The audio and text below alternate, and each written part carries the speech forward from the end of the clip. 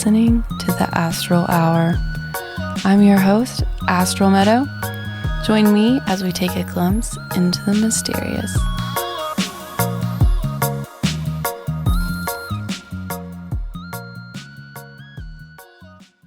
Welcome, everyone. Today, I'm joined with my friend Kelly Matthews. She is a Reiki master, the podcast host of Enlighten and Elevate, mother, wife, and lover of all things spiritual. She is on a quest to find tools and knowledge for continued spiritual growth. It is her passion to teach people and children about the energy body and how spiritual knowledge and holistic healing can help one better navigate the world.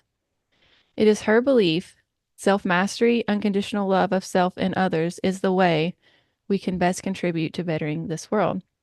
For this episode, we will be doing a deep dive into Dolores Cannon's book, Jesus and the Essenes. Welcome to the show. Hi, Astral. Thank you so much for having me back. I'm really excited to be here again and to talk about this awesome subject. Yes, I love this. I love doing the deep dives into the books. So it's fun to read alongside someone and just to get to explore it with a friend and like, what did you see? You know, what stood out for you? So I'm really excited about recording this with you. So could we start with you sort of explaining who Dolores Cannon is, how you found her, and what kind of work does she specialize in? Yes. Dolores Cannon, she was a hypnotherapist and she did it for, I think 50 years. She specialized in her and her husband actually came up with their own hypnosis technique. She's the one who fine-tuned everything because he had a very bad accident. And after that accident, he was no longer interested in hypnosis, but she moved forward with it and developed what is known today as quantum healing hypnosis, or QHHT, quantum healing hypnosis technique, where the subject is put into a very relaxed state. It's also described as a somnambulistic state. And that's where like the mind and the body are completely relaxed. And then when you're in that hypnotic state, you're able to communicate with your higher self, your subconscious. And it was her belief that our subconscious is like a computer database, and that when we are in that relaxed state, we're able to access information. Everybody can do this from their past lives. So when we all on our spiritual paths, when we keep hearing the message that all the knowledge we need is within, I think that this kind of is part of that we all have. Anything that we've ever experienced or will experience is in that subconscious state, and we can tap into that. And that is what she does with quantum healing hypnosis. And so they do past life regressions. That's part of it, where she regresses a subject to certain lifetimes. She has written several books where because she spanned like so many different topics. I know if you look her up online, it's really funny to me because they always have to like drop in there that she studied fringe topics. But it's funny that in my opinion, they say that because those fringe topics are really mainstream now. Like she talked about aliens and sacred societies and, all sorts of, esoteric knowledge that it has now become mainstream and we all have access to. But back when she started doing this, it was like, I think the early 70s. I mean, this was like really very, very new at the time. Like people weren't talking about this. Hypnosis wasn't talked about. It's more mainstream today, but she was definitely a pioneer in that field and bringing this as a method of connection. I mean, for people, and she taught it all over the world.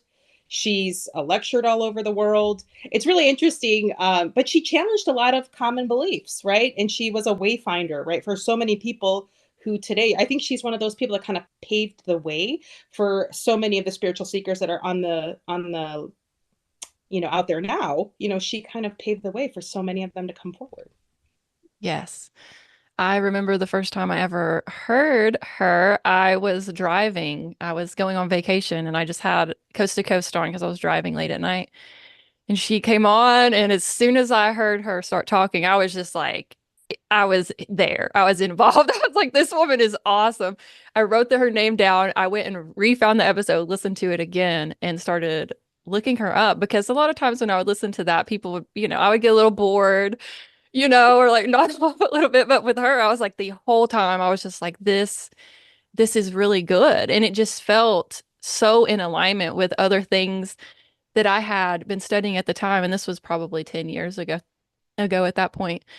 But I was like, oh my gosh, she's like corroborating all of these different fields into this like really coherent, episode.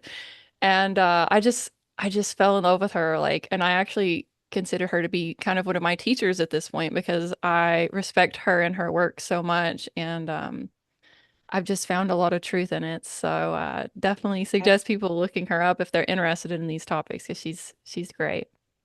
It's hard not to be moved by her work. And there's so much that she has spanned and covered. And I discovered her through I took a podcasting class with Laura Michelle Powers, and one of the people in there was Jen Mitchell, and she has a podcast called The Soul Traveler, Mhm. but she does quantum healing hypnosis, and that's how it was like brought into my world and universe. And so I sort of looked into Dolores Cannon, started reading her books and all Yeah. that kind of stuff. And it's like once you go down that path, it's just so fascinating. Like I couldn't get enough of it. I had to, she's got so many interesting ones. Like I know the hidden sacred. I don't know if it's hidden sacred or sacred knowledge. That one was so good. She has like the convoluted universe. I've only listened to well, I listened to that one, but it was the first book. But there's Hmm. so much about it. She touches on so many things, and I know a lot of people may not be open to some of the things that she talks about, even in the work Jesus and the Essenes. I think if there are people who are like super dogmatic in their religious beliefs or faith, they may not be open to some of the things discussed in that book. But I mean, for me, like I was raised Catholic, but being on a spiritual path, I've like very open to reading, and because I know that there's just not one way or one, system. And so much of what I was taught growing up doesn't make sense. Hmm. And then when you kind of start on these paths and you start like using Dolores's work and other people's works, it, a lot of other things just come in and they make sense, right? Like it's just, you just have to have an open mind, an open heart. And I think you can, all the messages are positive. Everything that she Hmm. talks about, everything it's really about people going within, learning the lessons from these past life regressions so that they can move forward with what they're supposed to do in the present. I mean, that's what really a lot of it is. It is fascinating though. It's not just the piece of knowing what another life that we've lived. That is a cool thing though, too, right? Like that's really cool. Hmm. But it's more about, at least the way that I took from it, it's more about like the lessons Right. and, learning from that information that was brought forth so that you can use it in the present to kind of navigate, your current life. Right. So the way her books are set up is she is writing them, but a lot of the information is coming through her clients while they're in that regress state. And so when you're reading, this book and her other books, there is sort of this question and answer that she's documenting the process and she's taking that and organizing it in a coherent way and making books out of that. So she does sometimes talk in the book of like explaining what she's learned, but a lot of times it's this back and forth with her asking questions to the person that's in that regress state. Um, so keeping that in mind, I'm going to ask you to explain for us who is Catherine Harris, aka Katie, in this book, um, and what is her connection to Sadi? So Katie is one of Dolores' subjects. She was very young when Dolores first met her, I believe 22 years old, raised in a religious background, one that wasn't like very encouraging of like of the thoughts of reincarnation or hypnosis in general. She dropped out of high school very young, but took her GED. But her parents, they traveled around a lot. Um, but she did, she came across Dolores and she volunteered to be a subject. And Dolores's first session with her, she knew that there was something very different about her, that she what was again what we I'm sorry, I always like to don't want to mispronounce this, but she was that some non-ballistic subject where she could easily fall into that hypnotic state. Some people it's not as easy. Everybody can do it, but some people are just can more easily get into that relaxed state and then tap into that you know, data bank of information. And they worked together for about a year. And I think before they got to this life where she documented in the book, Jesus and the Essenes, they had 26 lives. I think this is before this lifetime where she was in the Christian era or the pre-Christian era. And it was just really fascinating that it's just really cool. But she talked about how Katie could give such detailed information about the customs, the culture, the religious practices of the time period, things that somebody wouldn't be able to just look up and everybody has to keep in mind there was no internet at the time of when Right. she was regressing. There was no, and Katie was a high school dropout, so she wasn't like a studied scholar of any kind or anthropologist or a historian. So she didn't have, and because some people might think like, oh, that she just had this, she did researched it on her own or what have you. But she, was just this really interesting, a lot of people wanted to volunteer to work with Dolores to kind of work through these things. And Dolores has had no idea, right? She would work with people and sometimes it would be a very like normal, life. And then sometimes she'd come across somebody like this who, in the book was the character Sadi, who was an Essene teacher. And that's the connection to Katie. And that's life, the life that is documented in the book. She was Sadi, and that's their connection. Right.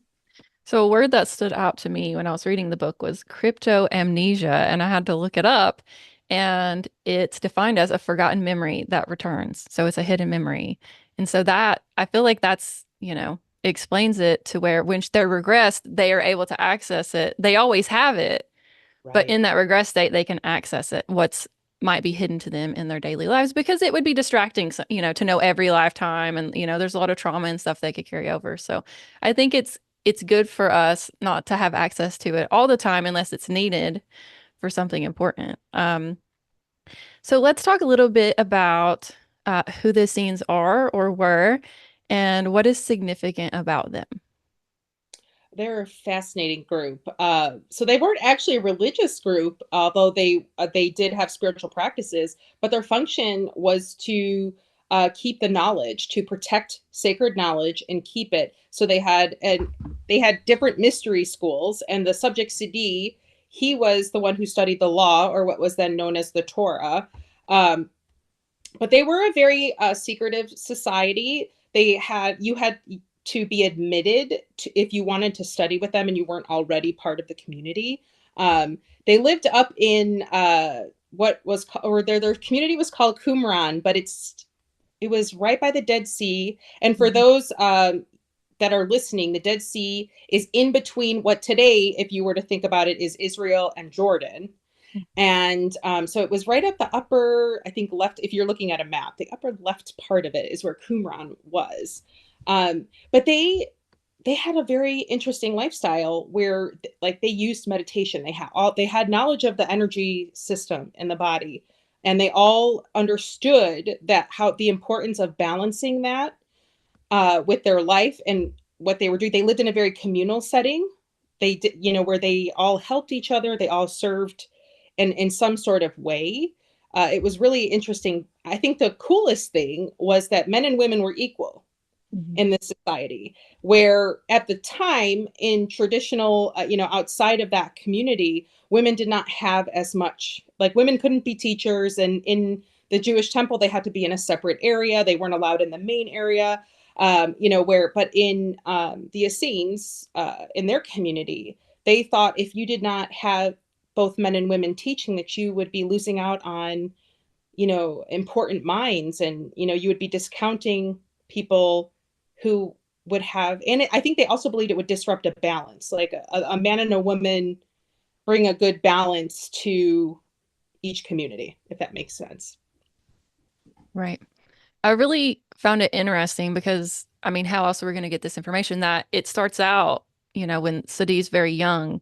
And so the book is written, based on this information over the course of his life. So when he's very young, he answers the questions a lot differently than he does as when he's an old man and a very learned man. And so it's very interesting because you get this personality that is evolving over time. And it was just so beautiful because I felt like I was like growing up with him as the book was going and I was learning about his life. And, it's we can study these cultures from this very analytical point where we're just looking at, okay, let's date this, pot back to whatever BC.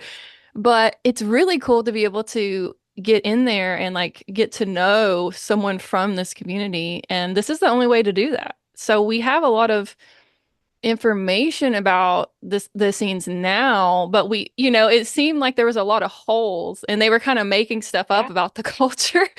But it was cool that she could ask these questions and get some of these missing pieces that, the archaeologists, they're just guessing Uh, sometimes. yeah. And when she would ask him questions, when you we encourage everybody to read or listen to this book. When she asks him questions, he may not when she used modern terminology, he didn't know what she was talking about because it he did not have any kind of terms or any way of putting understanding what she was saying when she asked certain things. So, Hmm.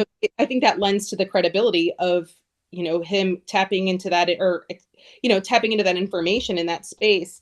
But they studied the movement of the stars. They studied mathematics. They like all these different mysteries, all these things that were, of course, the what they called the law, the Torah, and the scrolls, all that information, all the sacred knowledge that they had. But they had, like they talk about, they had this library with a moving solar system. So Hmm. people are thinking, at the time of, right before Christ was born, most people, in the traditional way that we're taught, would not believe that something like that was possible. But they Right. even had lamps that they used crystals to operate. There was some form of electricity that they were using. Hmm. And that kind of stuff really didn't come out until, I know Eric von Dykenen talks about it in his book Chariot of the Gods, that they find something similar to that. And there's now things have like been documented where they found similar things like that. But I think it blew my mind because it's, you think like that they're so primitive and they didn't have all these things, but they actually had vast amounts of knowledge at that point in time. And I actually think even before then, deeper knowledge, um, more than we even have today.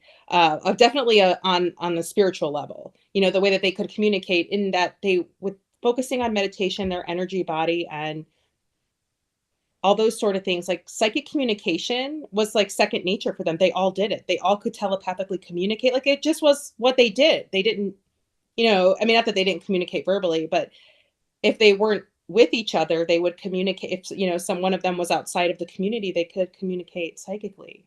And it was just like when they brought that up in the book, it was just like that was just their life. That was just what they did. It was a way of Right. being. So it just goes to show that, that sort of thing each human can tap into and has the ability to do it. It's just uncovering that knowledge, going within and finding that. I just thought it was so cool. Right, right. And that, he was talking about he started meditating at like 3 or 4. And, so I feel like, when you start that young, it does become second nature because you're just accustomed to it. It's a part It's like of brushing teeth, right? It's like doing those things. right, Part of the way you live. right. So I really loved getting to know about his early life. Um, and meet some of the other people in his life. And I really loved how they would talk about, the astrology and how, there was 10 planets and they had this information. There was one planet that we had not discovered it. I can't remember what they called it now, but it was just so interesting that they're using astrology in this really practical way. They were doing like synastry between two people, Yes. um, helping people find the life path at a really young age. And it's just really cool to see like a whole culture implement astrology in such a, essential way for it's like the foundation of their culture in a lot of ways. So, um, I personally enjoyed learning some of that. Um, could we talk a little bit about the Dead Sea Scrolls, and why they're important in regard to learning about the scenes? Yes. So the Dead Sea Scrolls are what is believed to be, they came from the Essenes. That was their life's work. That was them preserving the knowledge. Now, they were discovered in the late 1940s in a cave. But when a lot of this stuff came out, it is believed because it was found near that community. So what they speculate happened probably was that somebody went and hid that stuff, and because once the Essenes community was eventually destroyed by the Romans. Hmm. And so, it is there, but it's most people speculate that it was put in those caves to preserve the knowledge so that one day somebody would be able to discover it and then bring it back out to the masses again. Which is interesting because the Gnostic Gospels were kind of like in a similar fashion. And a lot of what the Essenes talk about, for anybody, I don't know how many people listening are familiar with like Gnosticism and that way of approaching, life. But a lot of what they talk about in the Essenes, how they approach the Gnosticism is very parallel with that. One thing I want to say too, that I thought was really interesting when like Sudi, you're learning about him and like how it was to live as the Essenes. He often, when she would ask him questions, he would say, "Well, I wasn't there. I can't say.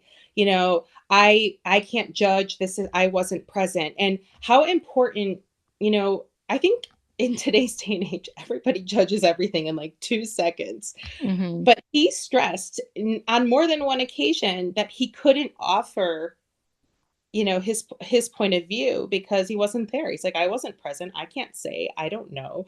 Or, and I just think it really reminded me like that maybe like, before we do judge, like it just taking some more time to, maybe find the knowledge or think about something before we so quickly, I don't know, write something off or make a snap judgment on it. But I just thought that was really another interesting point of view. And that came up, like you said, very early, even when she would ask him questions from when he was young all the way up to, in his later part of his life. But you're right, there was like a huge change as he went through. But it was so fascinating to learn of their life and how they worked together and how they identified, like they had different levels that they could attain and working with the different teachers and masters. And I think his father, right? His father was one of his teachers there. Hmm. And you could even tell like how that there was definitely a loving relationship there because of the facial expressions and like when like when we think of somebody that brings us joy, like our face changes, and that's what happened when he talked about his dad and that kind of thing. So I thought that was really cool too. Yeah, it's interesting to observe Katie, who's receiving it, as she's in that state of sort of channeling Sadi. One of the things that blew my mind, and I read this book a long time ago, but I wasn't as well versed in these topics. So I think I might have just not, it didn't stand out, but it blew my mind when Sadi read through her. So Dolores like had the Dead Sea Scrolls and was like, can you interpret these? And I was just like, that is like next level regression stuff right there. I've seen someone read while they're in that state something that's in front of them, but I have never seen someone from the past read through a person in the present and be able to look at the work and to even say, some of it's in Arabic, some of it's in Hebrew, because I went and researched it later and it's actually written in both languages. So he could discern when it was Hebrew and when it was Arabic. And then there's this culture shock of like, what is this substance that you're writing on? And I was just like, that's Right. so crazy to think about. And then it makes me wonder, with simultaneous time, which is what, Dolores Cannon is exploring, if he's learning about paper, because they're using papyrus in his time, he's exploring paper and he's like, what is this? This is so convenient. Is it, it makes me wonder if he's able to channel that in that moment, if it changes anything, like if he's becomes more mindful of like, well, maybe there's other options besides papyrus, does it change the whole time stream Right. if they discover something too early, because it does seem like she was kind of aware of that. And that's why she would simplify things and not use certain words because she actually didn't, it's like he would have like emotional responses sometimes. Sure. Yeah, because it was foreign or upsetting, or yeah, it was really a fascinating thing to see her, and him come through her, and in that way, like you said, that part, it was really cool, where they could differentiate and talk about it. Even when Dolores was first questioning him, and she was referring to the Bible as a book, and he's like, "What are you talking about, a book? It's not a book, Right. it's a scroll. And if it was all in one place, it'd be a huge scroll." Like, it was really funny, like how it just didn't make sense to him, the way that we understand it today isn't the way that they understood it then.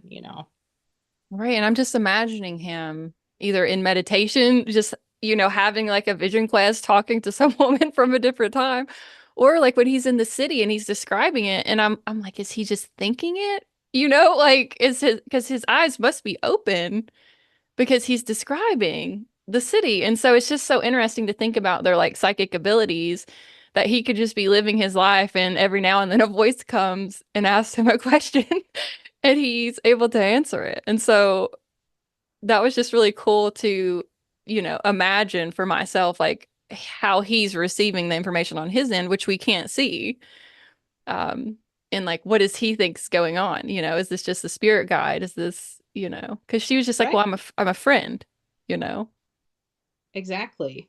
It's so interesting when you do bring it up like that. Like, was it somebody? Did he consider it part of his team, his spirit team? I mean, it was really interesting because they were definitely taught about, spirit in a way that modern religion does not describe spirit. Right. So it's really interesting. All of that and their connection, and I think really meditation and being in touch, because I think when we do that, when we're able to meditate and get into a relaxed state, we can reach higher levels of consciousness, and we can, get in touch with people or beings in those other dimensions and planes. Right. Right. So let's talk a little bit about the community known as Qumran. Could you describe some of the customs and practices that she brings up in the book? Yeah, they did lived much like they had, like, a very communal way of living, like I talked about before. But they had practices that were very similar to Christian practices, like the rite of baptism, the breaking of the bread. They had their different studies. One of the things I thought was really interesting is the only way that you could marry in that community is like through your natal charts, right? It Right. was That's right, like natal charts. Like a And it, synastry reading where you put two together. yeah, and you couldn't marry somebody outside of that unless it was in alignment. Hmm. Do you know more about that? Because I'm like, what is a synastry reading? Like, I don't know a lot about that, but I found it very fascinating. So that's where you take two charts and you put them on top of each other. And you can see, are the directions aligned in that life? You can see the chemistry between the two people. Because sometimes you might put two charts and be like, oh, like there's going to be some disharmony. But you would want, and this is how I imagine it, is that they want their like life paths to be aligned. Because if their paths are aligned, then the whole relationship's going to show harmony.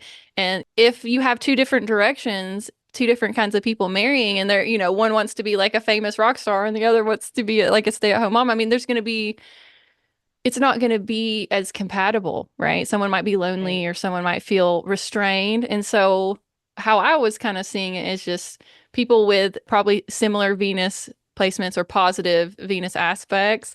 North nodes probably at least going in somewhat of a similar direction with similar life themes so that they can, work together and be like a harmonious couple. Um, so I just think it's cool that they trusted the stars so much to be cool with that. I'll marry the person that's aligned for me. And it's just interesting to think about cultures doing synastry before marriage. So Absolutely. And they definitely had an understanding of reincarnation, of what that was yes. like, that our time here, any kind of incarnation is for a certain purpose and time. They had no fear of death. Like, they Right. knew that that was just part of it, that they were here, and he very much accepted what he came there to do. Like, it was his job to study and preserve the law, and he was to work with his students and be part of that community, and he knew that he would only be there for a certain period of time, and that he would then pass on to a different plane.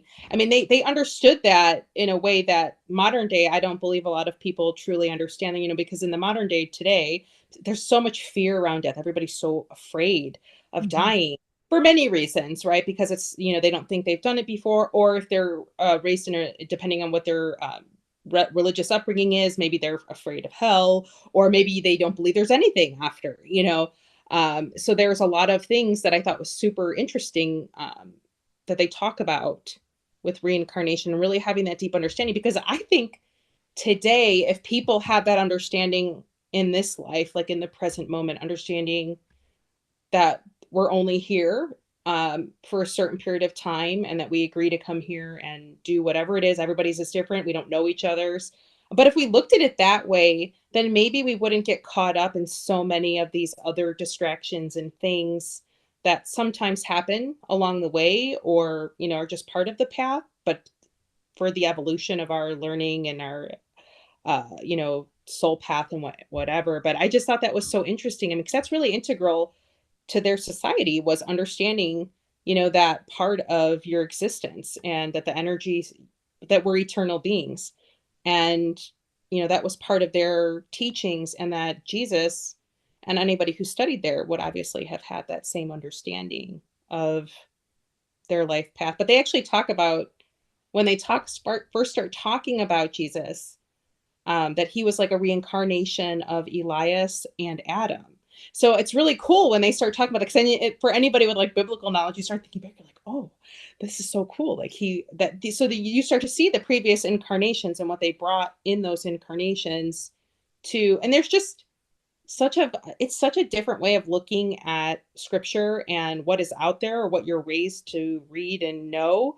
Because this is where I know things got a little dicey for Dolores when she started to, bring some of these things forth. Because of course, anybody who claims to have a connection to Jesus in a past life, a lot of times people just don't even want to believe, or they want to write it off, right?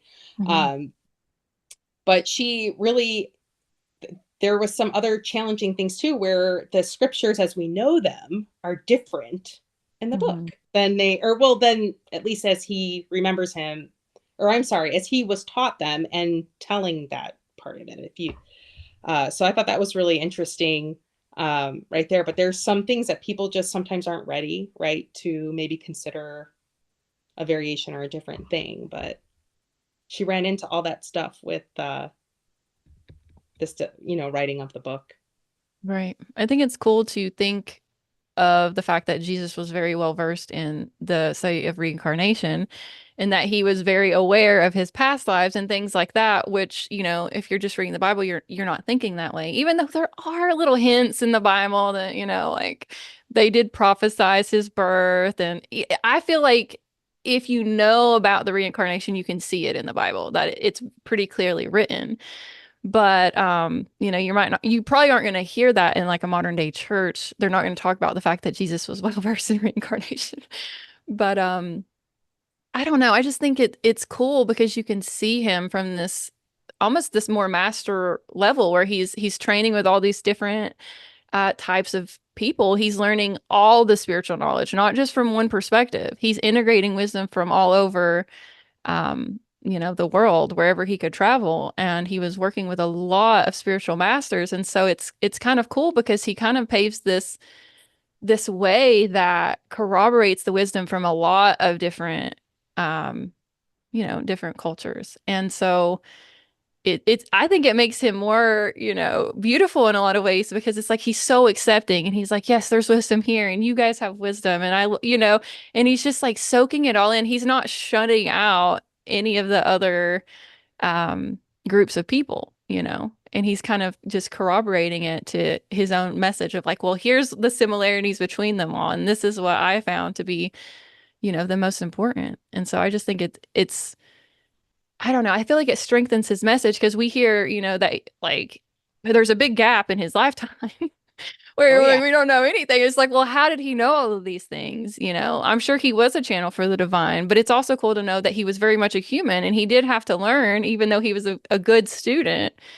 He still had to be born And, when you're born, you have it, your slate's kind of washed clean. You forget about some of those past lives. But as he was studying with the Essenes, I'm sure that they were able to help him, you know, connect with that higher self, the psychic abilities, because that's what they were known for.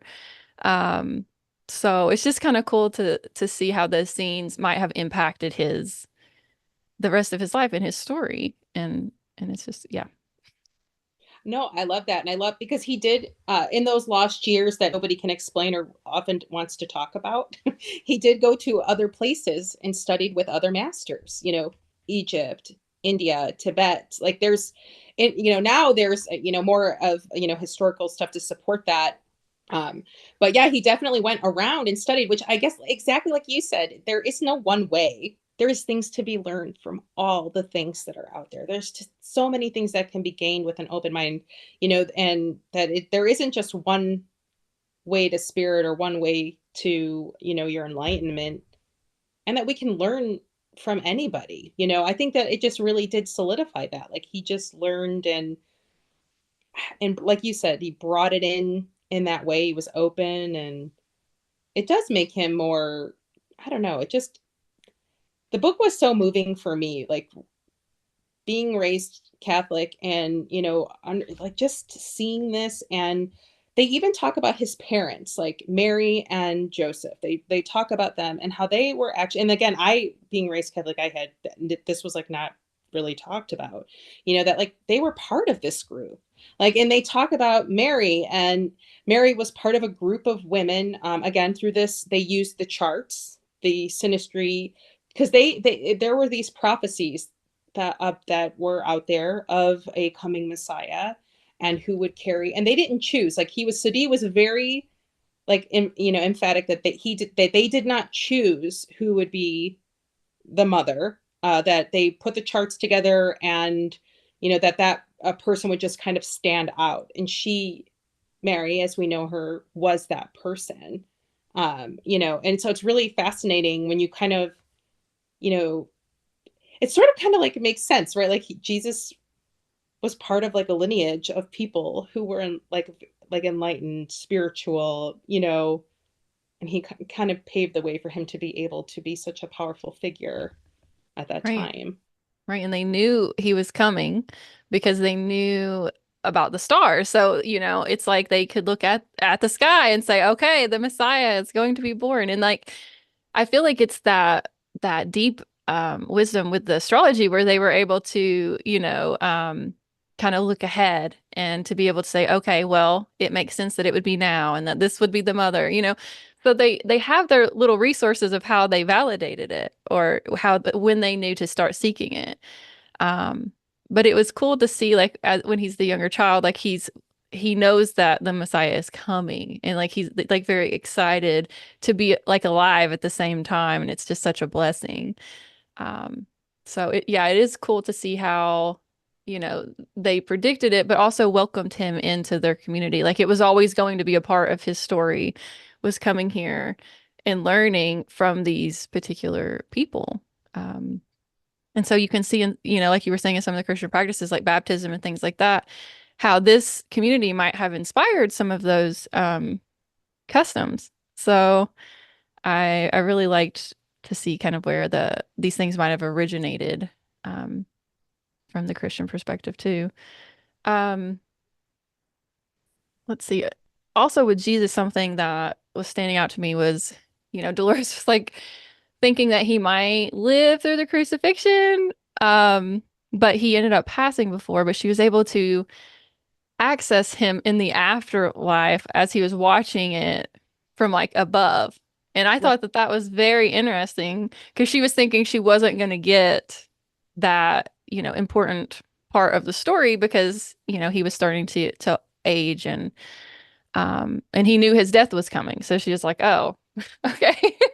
But it's super cool to think about if you're like in an in-between form and you haven't reincarnated yet, that you can still potentially like remote view and get information from that space. So that was just super cool. Just reading that. I mean, it was just like, oh, well, I didn't know you could do that. Yeah, it's fascinating. When you read a lot of her books, she does that with a lot of her subjects. They're able to go to post life in between sort of things and access it. And it's so interesting, like you said, to still be in connection with who you were and be able to convey information and knowledge and still, bring that forth before you choose to incarnate again, or, like it's really cool. It was such a cool, I don't know, what an interesting point of view, way of looking at life. And I loved everything about it. Yes, yes. So I got really, really excited when they started bringing up the Kaloo because I love all of the ancient wisdom, the stuff that we don't really know a lot about, or the people that may have been forgotten over the course of history. So could you share a little bit about who the Kaloo were, and why they were important to the scenes? Yes. So the Kaloo they were they call them a wandering race. And so what it is believed is that they were the survivors of the Atlantean civilization. So even now, I know I'm sure you're probably familiar with like the Younger Dryas incident where, like there was like some of the poles of the earth shifted and there was like these major catastrophic things. And it is believed that's when the fall of Atlantis occurred, that there was like these shift in poles. But Sadi actually talks about it. He talks about what he was taught about it, and that they kind of were misusing energy. They were misusing some practices, not all of them, Right. but a lot of them were. And so due to that imbalance, they created a void, and sort of and then like it kind of makes you even think like about modern day, and that like when, like for every action there is a reaction. And so because of the misuse, it created this void, and then the earth reacted and there was this pole shift. And so there was a lot of changes at that time. And the people who survived it are the Kaloo. And so they are the ones who brought forth certain sacred knowledges that would have been lost Mhm. entirely had they not survived and sort of brought that forth. And which I think is really interesting for anybody on a spiritual path, when you start to sort of understand a little bit more about the people who did survive Atlantis. A lot of them ended up in the land of Kem, which is now Egypt, or what we know as ancient Egypt. Mhm. And a lot of people believe that they are the ones who were like the architects of all of these megalithic structures, like the pyramids, and all over the world, that those are the survivors of the Kaloo, and they are the ones that kind of brought forth, or that those may have even been their younger. I don't know. It's so crazy when you start to kind of go down that rabbit hole. I guess you can go and go and go. Right. It's almost like while they were wandering, they made sure to hit a lot of the key points around the world so that everybody had a little bit of the knowledge that remained from those previous cultures. So that's why you see very similar structures in these totally different parts of the world that weren't necessarily they weren't working together, So you see stuff in like South America that's very similar that you might see in Egypt and even, like in Britain where the Druids and things. And it's like it makes me wonder if the Kaloo are the ones that they kept the wisdom, and then after, the cataclysm and everything was lost, they were like, well, so they don't have to start from scratch. We will travel and teach, the culture so that they're not starting out so like primitively. And so it's like here's some of the technology, here's some of the ancient wisdom. It seemed like the scenes were very trusted with a lot of it, because they would keep it safe and protected and not misuse it because it's that misuse that caused the problem in the first place. So I feel like that's where it's like it was kept secret because we already, lost a lot with not respecting, um, this higher technology. Um, so it's really interesting when they were talking about what is it, the model that was just like moving. It's like a perfect model of the heavens that they had. And like he's like, I don't know how it works. That's from the Kaloo, right? So um, it's like they knew where they got it from, but they didn't actually know how to recreate it. So it's like a gift in a lot of ways, to keep, to help inform them, but they actually didn't know exactly how it worked. It was just like given to them to keep safe. Right, and they kept it. And they for those listening, they had like really rigorous ways. Like if you wanted to go study with them, like you had to be approved. They had to Hmm. like you had like there was it wasn't just like anybody could go there and learn things. But you're right, they really stressed people wanting the knowledge, and but for a good reason. Like they didn't want anybody who would use it or misuse it, or use it for power, or in a way that wouldn't support the betterment and enlightenment of all people. Uh, but yeah, I thought that And it was seemed, really the secrets, even in this state, even when she's just in a relaxed state channeling him, there are still questions that Dolores asks, and he's like, I can't tell you that. That's a secret. So even though, you know, it's not like you're right in front of him as in a yes. scene, but he still is like, sorry, that's a secret. I can't tell you. So there's still this hiddenness to some of the questions. And, I thought that that was very interesting that he doesn't just give you everything. Um, and it's still very like safeguarded. So And he would get really upset at certain points when she yeah, asked questions like, "Why are you asking that? Why no?" And because they had to be very selective because of, unfortunately there were people that did not have good intentions, and but they had ways of protecting themselves, which she never really got a whole lot of information about because it was very secretive. But they mhm, had ways of protecting themselves, from other people, which I thought was really interesting. She sort of got him to answer a little bit about that in kind of a way where she said that she sort of like tricked him, but not she right, wasn't doing it in any sort of malicious way or that she would misuse the information. She was just right, trying to understand, if they had defenses in place, like if people came, and they did have some defense systems. Again, he never went into like very deep knowledge or in detail about what those were. But you're right, right, and that was other things like even when I believe right when she was asking him like what are you called or what is this community you're part of, he was even at the why do you want to know, and right, why are you asking me these questions, and it was just he was kind of at points defensive about you know their community out of protection though, like right, he wanted to protect his community and keep that knowledge secure and safe so that it would be able to be passed on. right. And it does seem like when you look at the scenes, even when they were being tortured and slaughtered as a civilization, they did not budge and give that information out. So they kept it and took it to the grave. But, with the Dead Sea Scrolls, they also hid it for the future because I think that they knew because of the way that they just knew all sorts of things. And like some of the people in their community could, I think, read the records, which is how they could tell you their past life or the future lives or whatever. They knew that there would be a point in the future where this information would be needed and valuable. So it's like they took it to the grave, but they also kept some of it hidden just for us, for our, generation to be able to rediscover it. Because I think it's needed now, and I don't know exactly why, but I feel like it's the Dead Sea Scrolls coming to the surface and being discovered to me is a really big point in time. And I think it's really cool to be able to access this wisdom now that was just buried for all of these years.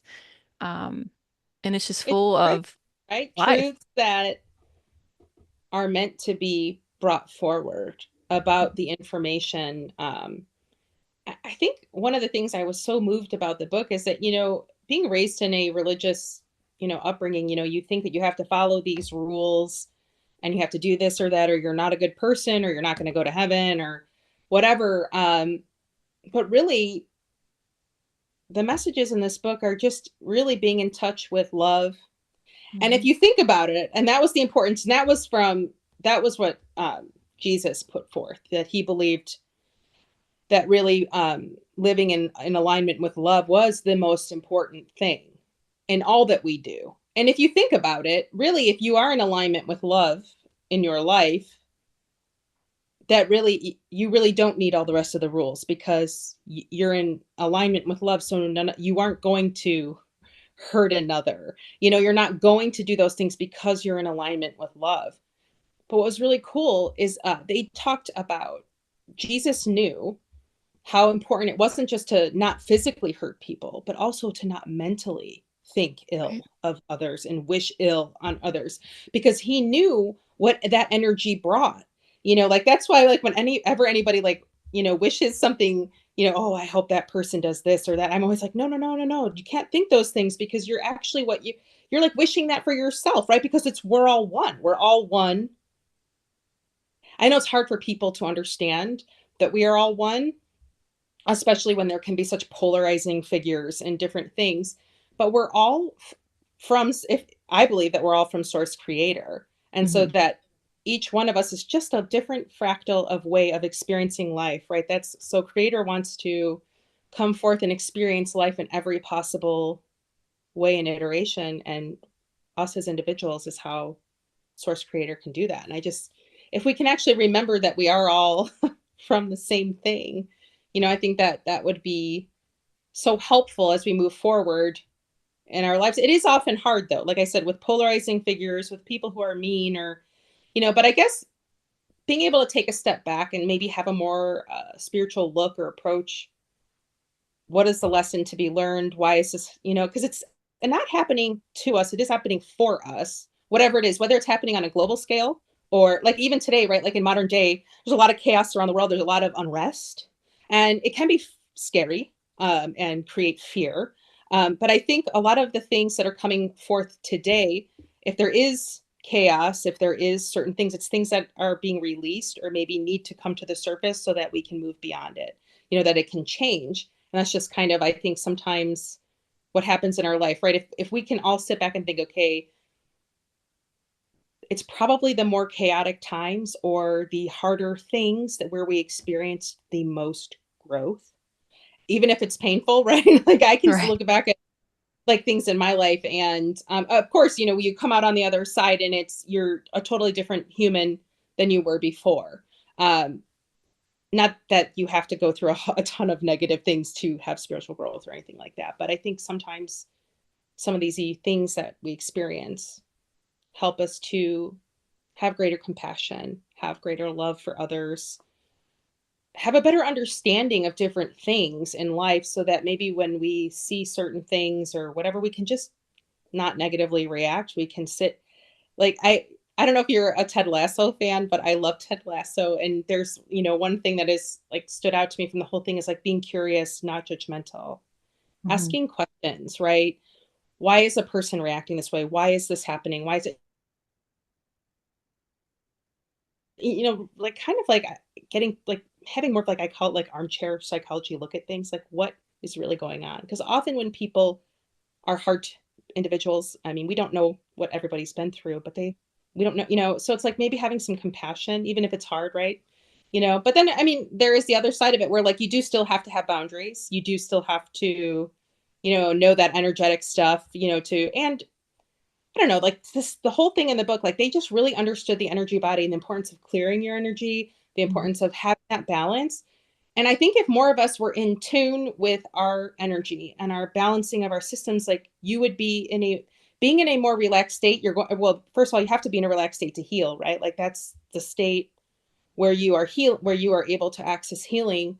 But if you're able to be in a more relaxed, calm state, you're going to have better decision making, right? Like if you're in fear, flight, fear free, I'm not saying this right, sorry, but you know what I'm saying, like fight, flight, Fight or flight.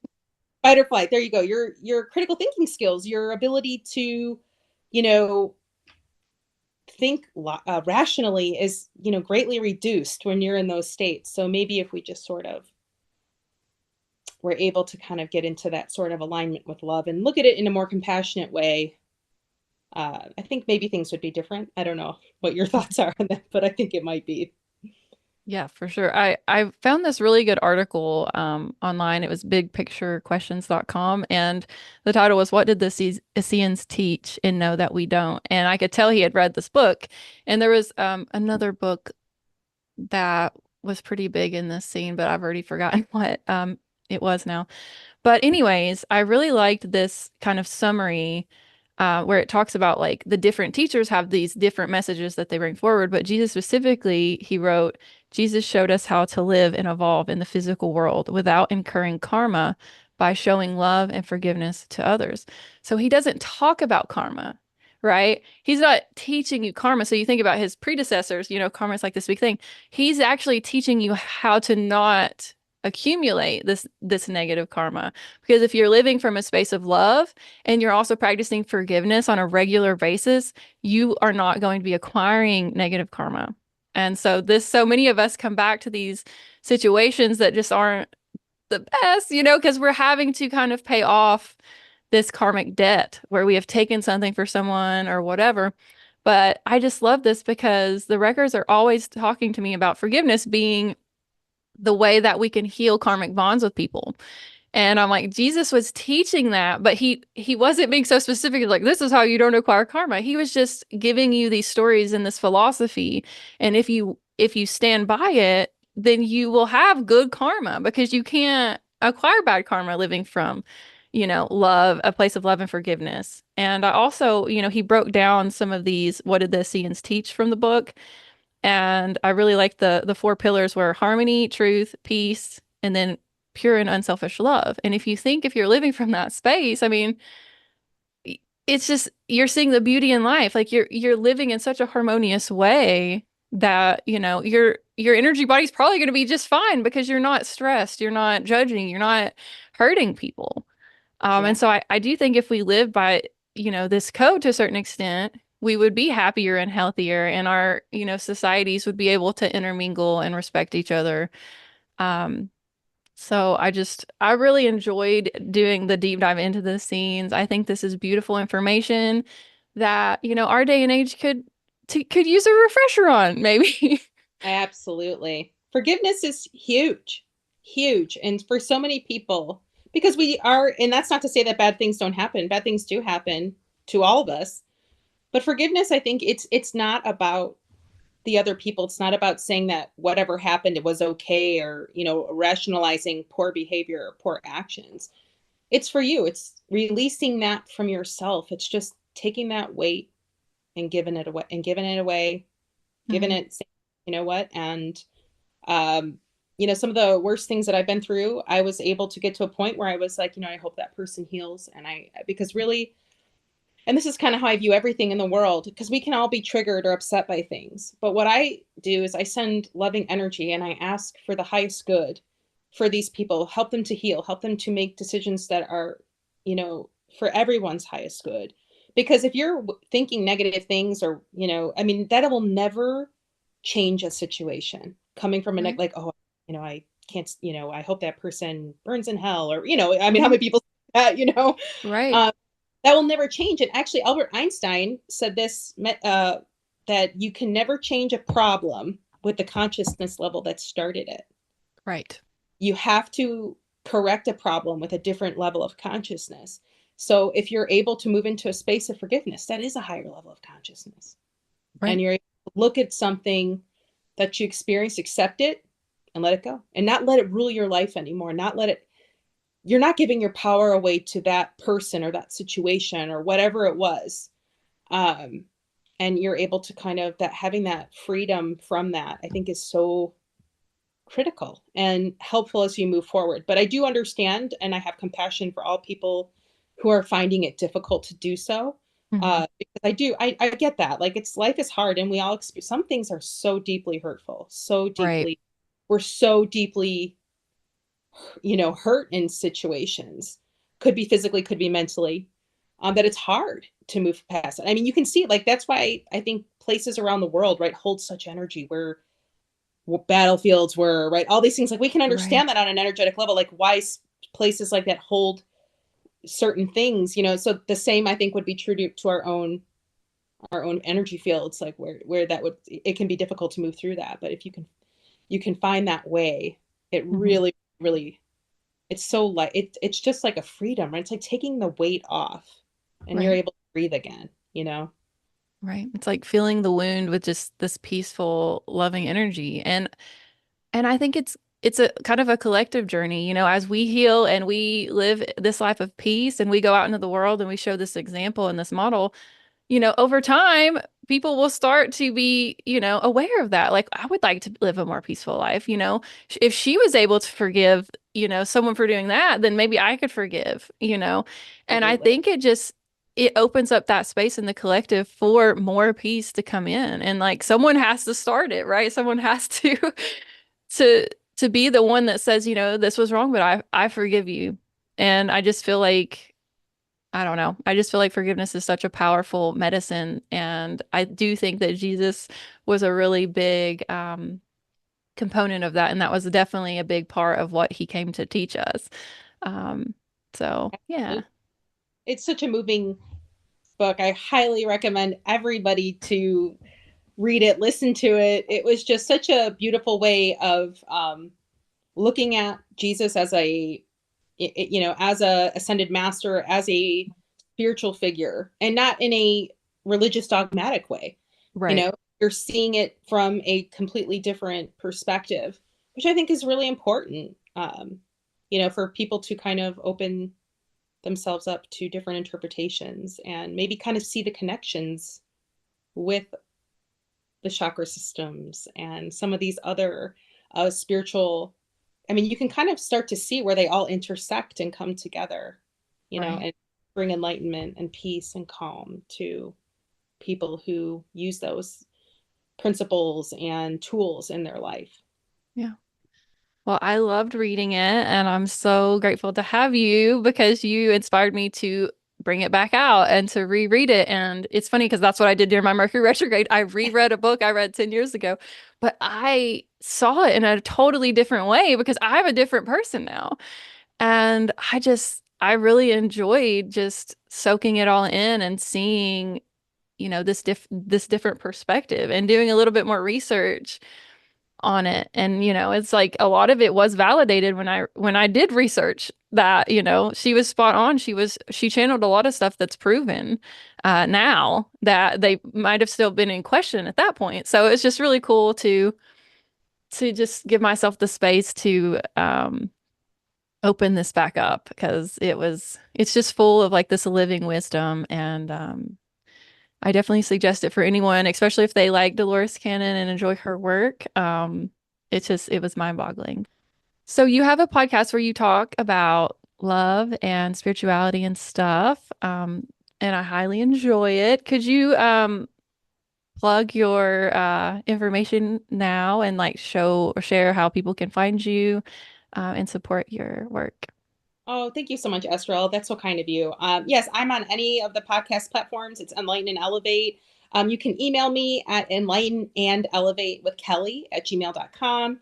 You can find me on Facebook. I'm Kelly Matthews 840 on Instagram.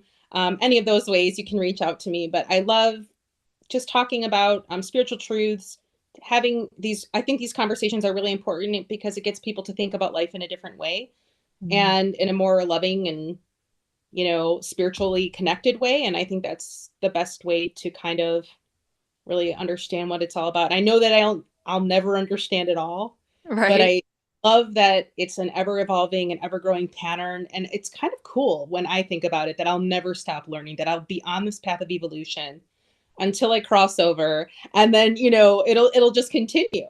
And for Right. everybody listening, don't be afraid. We've all done it before, and energy, we know and this is like the laws, the energy doesn't die, it only transforms. We Right. only transform into something else. So thank you everybody for your time today and for listening to this conversation, because I hope you are as moved by the work as I was, and that it brings forth beautiful insights and love into your life. Yes. I loved making this episode with you. So thank you for taking the time to come back on the podcast again. Oh, thank you. This was my absolute pleasure. Thank you so much, Astral. You're such a Thank you. beautiful soul. Oh, so are you. And thank you all for tuning in. Check us out next time on the Astral Hour.